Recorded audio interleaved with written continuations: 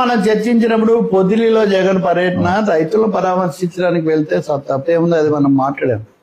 ఆ తర్వాత 3 పొగాకు రైతులు ఆత్మహత్య చేసుకున్నారు.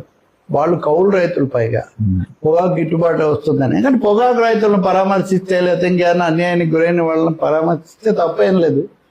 కానీ సత్తెనపల్లిలో నాగమల్లేశ్వరం అని ఆయన పరామర్శించిన ఆయన లేరు. ఆయన ఆత్మహత్య చేసుకొని చనిపోయాడు.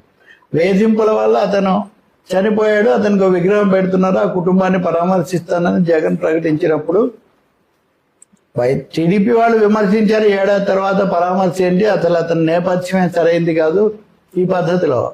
పోలీసులు ఏమో మీరు 3 వాహనాలు 100 మందితో మాత్రమే వెళ్ళాలి అన్నారు. మీరేమో 1000 మంది వస్తారని మీరు మాకు దరఖాస్తు పెట్టారు, 1000 మందిని అనుమతించలేమని. కాబట్టి ముందు నుంచి ఇది ఒక టెన్షన్ వాతావరణమే ఏర్పడింది.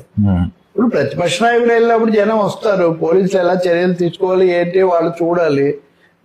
టూర్ అంటే వారన్న పద్ధతిలో తయారవుతుంటే వాళ్ళు కూడా అదే పద్ధతిలో తీవ్ర స్థాయిలోనే రావడం. అంబటి రాంబాబు మాజీ మంత్రి ఒక చోట పోలీసులు పెట్టిన బ్యారికేడ్స్ తొలగించడం, ఆయన మీద కూడా కేసు పెట్టారు. సో ఇలా బాగా ఉద్రిక్తంగా జరిగింది ఆ రోజు ఉదయం నుంచి కూడా. అది అయిన తర్వాత ఆయన వెళ్ళి పరామర్శించారు, వచ్చేసారు, అక్కడ మాట్లాడారు.